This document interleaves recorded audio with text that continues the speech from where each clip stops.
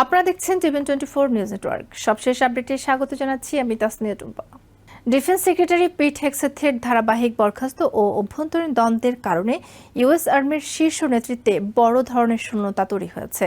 একই সময়ে ড্রোন ও ক্ষেপণাস্ত্র নির্ভর আধুনিক যুদ্ধের নতুন বাস্তবতার সঙ্গে খাপ খাওয়ানোর চাপে রয়েছে বিশ্বের অন্যতম বৃহৎ সামরিক বাহিনীটি। প্রতিবেদনে বলা হয়েছে, গত এপ্রিলে জেনারেল র্যান্ডি জর্জকে কোনো কারণ না দেখিয়ে বরখাস্ত করার পর থেকে আর্মির চিফ অব স্টাফ পদটি শূন্য রয়েছে। গুরুত্বপূর্ণ এই পদে কবে নতুন নিয়োগ হবে তারও কোনো স্পষ্ট ইঙ্গিত নেই। একই সময়ে জেনারেল জর্জের সম্ভাব্য উত্তরসূরি হিসেবে বিবেচিত অন্তত 3 জন সিনিয়র কর্মকর্তাকে সরিয়ে দিয়েছেন হেগসেথ। আর্মির শীর্ষ বেসামরিক কর্মকর্তা আর্মি সেক্রেটারি ড্যানিয়েল পি ড্রিসকলও আগামী কয়েক মাসের মধ্যে প্রশাসন ছাড়তে পারেন বলে কর্মকর্তারা জানিয়েছেন। ফলে সামরিক বাহিনীটির শীর্ষ পর্যায়ের নেতৃত্বের সংকট আরও গভীর হওয়ার আশঙ্কা তৈরি হয়েছে। এই অস্থিরতা এমন এক সময় তৈরি হয়েছে যখন ইরাক ও আফগানিস্তান যুদ্ধের পর সবচেয়ে ব্যস্ত সময় পার করছে ইউএস আর্মি। মধ্যপ্রাচ্যে আমেরিকান ঘাঁটিগুলোকে ইরানের ক্রমবর্ধমান উন্নত ক্ষেপণাস্ত্র হামলা থেকে রক্ষায় আর্মির এয়ার ডিফেন্স ইউনিটগুলো গুরুত্বপূর্ণ ভূমিকা রাখছে। একই সময়ে ইউরোপে আর্মির কমান্ড ইউক্রেনকে গুরুত্বপূর্ণ গোয়েন্দা তথ্য ও অন্যান্য সহায়তা দিচ্ছে। ড্রোন নির্ভর যুদ্ধের প্রস্তুতিতে ড্রিসকল ও জেনারেল জর্জ একসঙ্গে কাজ করেছিলেন, কিন্তু সেই আধুনিকায়নের উদ্যোগ এখন ধীর হয়ে এসেছে। ইউক্রেন যুদ্ধ বন্ধে শান্তি চুক্তির প্রচেষ্টাতেও ড্রিসকলকে গুরুত্বপূর্ণ দায়িত্ব দেওয়া হয়েছিল, সেই উদ্যোগও অনেকটা থমকে গেছে। এর মধ্যে হেগসেথের সঙ্গে ড্রিসকলের সম্পর্ক এতটাই খারাপ হয়েছে যে দুজনের মধ্যে প্রায় কথাবার্তাই হয় না বলে কর্মকর্তারা জানিয়েছেন। জেনারেল জর্জ ছাড়াও হেগসেথ অন্তত আরও 6 জন সিনিয়র কর্মকর্তাকে বরখাস্ত বা পদত্যাগে বাধ্য করেছেন। এতে আর্মির সবচেয়ে যুদ্ধ অভিজ্ঞ পরীক্ষিত নেতৃত্বের একটি প্রজন্মই দুর্বল হয়ে পড়েছে। ডেমোক্রেটিক কংগ্রেসম্যান ও সাবেক আর্মি ইন্টেলিজেন্স কর্মকর্তা প্যাট রায়ান বলেছেন, যুদ্ধের সময় সবচেয়ে অভিজ্ঞ ও প্রমাণিত নেতাদের সরিয়ে দিলে সেনাদের নিরাপত্তা কমে যায় এবং যুদ্ধ জয়ের সক্ষমতাও ক্ষতিগ্রস্ত হতে পারে। তার মতে এ ধরনের পদক্ষেপ সামরিক বাহিনীকে নিরপেক্ষ ও সংবিধানের প্রতি দায়বদ্ধ প্রতিষ্ঠান হিসেবে জনগণের আস্থাকেও দীর্ঘমেয়াদে ক্ষতিগ্রস্ত করতে পারে।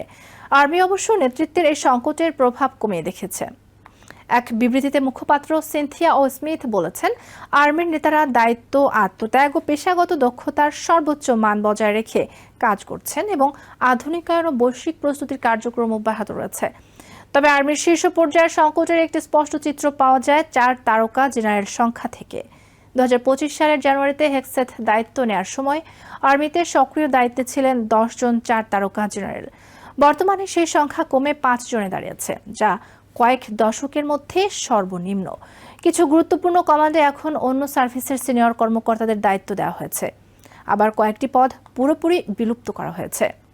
আর্মি ট্রান্সফরমেশন অ্যান্ড ট্রেনিং কমান্ডের মতো গুরুত্বপূর্ণ একটি পদও কয়েক মাস ধরে খালি রয়েছে। গত বছর জেনারেল ডেভিড এম হোডনেকে এই কমান্ডের দায়িত্ব দেওয়া হলেও মাত্র 8 মাস পর তাকেও কোনো কারণ না দেখিয়ে সরিয়ে দেন হেগসেথ। এই কমান্ডের দায়িত্বের মধ্যে রয়েছে আর্মির স্থল ইউনিটগুলোকে প্রশিক্ষণ ও সরঞ্জাম সরবরাহ করা।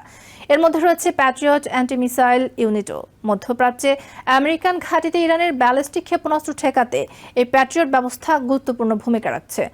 যুদ্ধ যত এগিয়েছে, ইরান ও আমেরিকান প্রতিরক্ষা ব্যবস্থা এড়িয়ে হামলার কৌশল উন্নত করেছে। উন্নত ক্ষেপণাস্ত্র ব্যবহার করে হঠাৎ গতিপথে পরিবর্তনের মতো কৌশলও প্রয়োগ করছে তারা। গত 17 জুলাই জর্ডানে একটি আমেরিকান ঘাঁটির আবাসিক স্থাপনায় ইরানের একটি ক্ষেপণাস্ত্র আঘাত হানে। এতে 3 জন আমেরিকান সেনা নিহত এবং 100 জনের বেশি আহত হন। এই পরিস্থিতিতে আর্মিকে সীমিত প্যাট্রিয়ট ইন্টারসেপ্টর মজুত দ্রুত ব্যবহার করতে হচ্ছে বলে ডিফেন্স কর্মকর্তারা জানিয়েছেন। জুলাইয়ে আরও একটি গুরুত্বপূর্ণ পদে পরিবর্তন আনা হয়। ইউরোপে আমেরিকান স্থলবাহিনীর কমান্ডার জেনারেল ক্রিস্টোফার টি ডোনাহুর পদ 4 তারকা থেকে 3 তারকা করা হয়। ফলে তিনি নতুন কোনো 4 তারকা পদ না পেলে অবসরে যেতে বাধ্য হতেন। ইরানের সঙ্গে যুদ্ধের প্রথম দিনে দেশটি রাশিয়ার ব্যবহৃত ড্রোনের মতো শাহেদ ড্রোনের বড় বহর দিয়ে হামলা চালায়। কুয়েতে একটি ইউএস আর্মি ঘাঁটিতে ওই হামলায় 6 জন সেনা নিহত হন। ইউক্রেন যুদ্ধের অভিজ্ঞতা কাজে লাগিয়ে ডোনাহুর কমান্ড আগে থেকেই ড্রোন প্রতিরোধ বিশেষ দলকে প্রশিক্ষণ ও সরঞ্জাম দিয়েছিল। যুদ্ধ শুরুর পর দ্রুত এসব দলকে মধ্যপ্রাচ্যে পাঠানো হয়। তবে সবচেয়ে বড় শূন্যতা তৈরি হচ্ছে আর্মির একেবারে শীর্ষে।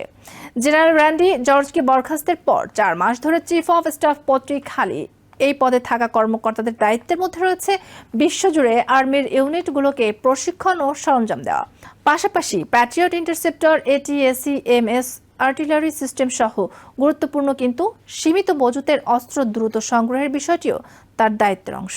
হেক্সেথের সঙ্গে জেনারেল জর্জের সম্পর্ক শুরু থেকেই ভালো ছিল না।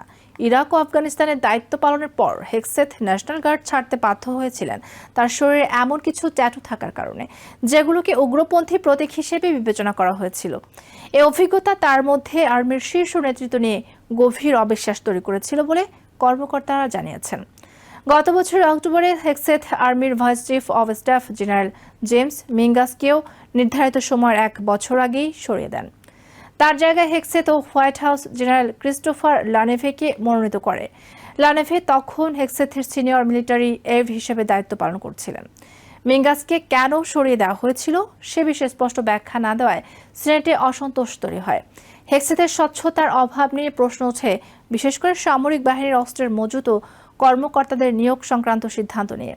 এরপর কয়েকজন সিনেটর লানেভের মনোনয়ন আটকে দেন। এতে আর্মির নেতৃত্ব নিয়ে হেক্সেথের সঙ্গে কংগ্রেসের সম্পর্ক আরও খারাপ হয়। শেষ পর্যন্ত ফেব্রুয়ারিতে লানেভে ভাইস চিফ অব স্টাফ হিসেবে শপথ নেন। কিন্তু 2 মাসেরও কম সময় পর 15 সেকেন্ডের একটি ফোন কলে জেনারেল জর্জকে বরখাস্ত করেন বলে হেক্সেথ ডিফেন্স কর্মকর্তারা জানিয়েছেন। এখন হেক্সেথ লানেভকে আর্মির নেতৃত্বে চাইছেন, কিন্তু তাকে চিফ অব স্টাফ হিসেবে অনুমোদনের জন্য সিনেটে পর্যাপ্ত রিপাবলিকান সমর্থন নেই।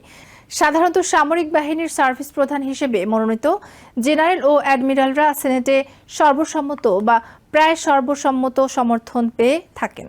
লানেভের বিরোধিতাকারীদের মধ্যে রয়েছেন আইওয়ার রিপাবলিকান সেনেটর জনি আর্নস্ট। তিনি 22 বছর আইওয়া ন্যাশনাল গার্ডে দায়িত্ব পালন করেছেন। লানেভেকে ভাইস চিফ করার সময় হেক্সেথ তাকে আশ্বস্ত করেছিলেন বলে আর্নস্ট মনে করেন যে জেনারেল জর্জ তার নির্ধারিত মেয়াদ শেষ করতে পারবেন। জর্জের মেয়াদ শেষ হওয়ার কথা ছিল 2027 সালের মাঝামাঝি। জর্জকে বরখাস্তের পর আর্নস্ট প্রেসিডেন্ট ডোনাল্ড ট্রাম্পের সঙ্গে কথা বলে অসন্তোষ জানান। তিনি জর্জকে আর্মির অন্যতম সেরা কর্মকর্তা হিসেবে উল্লেখ করেন। ট্রাম্প তখন তাকে জানান জর্জকে বরখাস্তের সিদ্ধান্ত হেক্সেথের।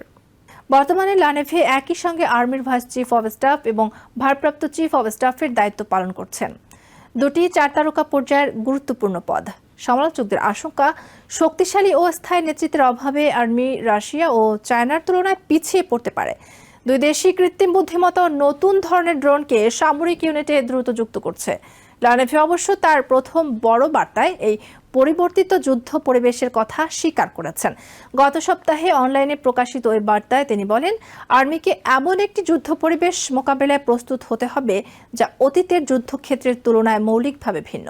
তবে সিনিয়র আর্মি কর্মকর্তাদের সঙ্গে আলোচনায় লানেভে উদ্বেগ প্রকাশ করেছেন যে তার পূর্বসূরীদের আধুনিকায়ন প্রচেষ্টায় মৌলিক যুদ্ধ দক্ষতার উপর যথেষ্ট গুরুত্ব দেওয়া হয়নি। এ কারণে তিনি প্রশিক্ষণে আবারও মৌলিক সামরিক দক্ষতা ও শৃঙ্খলার উপর জোর দেওয়ার কথা বলেছেন। তার সতর্কবার্তা ছিল স্পষ্ট, প্রশিক্ষণে কোনো শর্টকাট বা শৃঙ্খলার ঘাটতির মূল্য ভবিষ্যতে জীবন দিয়ে দিতে হতে পারে।